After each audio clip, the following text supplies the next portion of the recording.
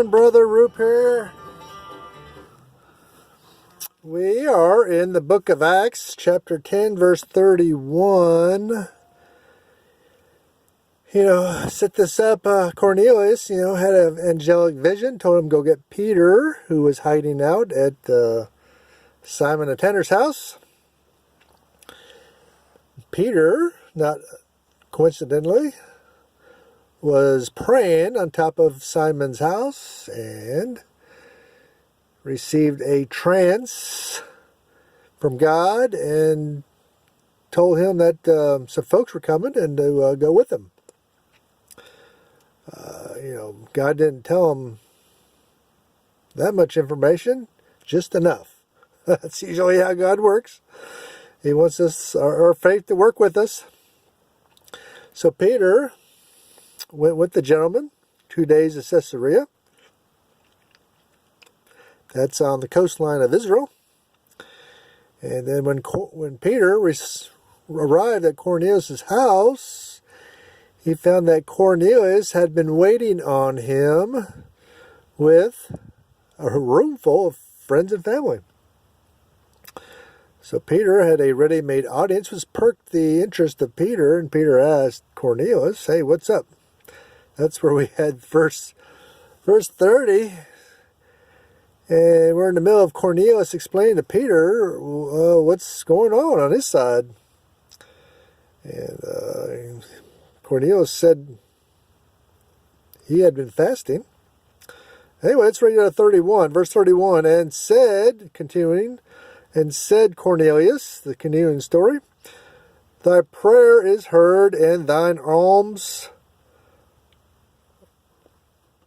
are had in remembrance in the sight of God."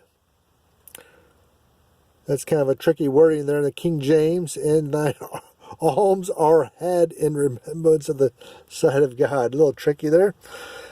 A little hard to roll off the tongue.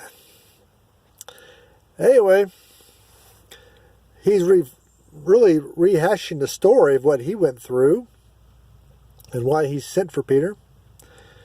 And if you remember of the story in the beginning of chapter 10,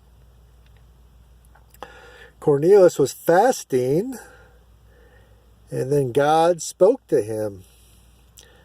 Now, whenever we need direction from God or focus, we need to fast. Fasting gets God's attention.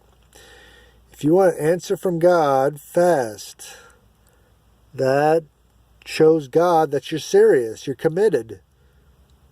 You're not just, you're not, it just shows that you're committed, and it gets God's attention. God will give you direction or give you an answer or whatever you're seeking. Cornelius was fasting. He might have been fasting for something else, but God knew what he wanted, or God knew what he needed, and he needed salvation. And it was time for the Gentiles, about 8 years after the crucifixion of Jesus Christ, in the storyline, about 8 years afterwards. Oh, well, maybe a little longer. Yeah, about 8 years.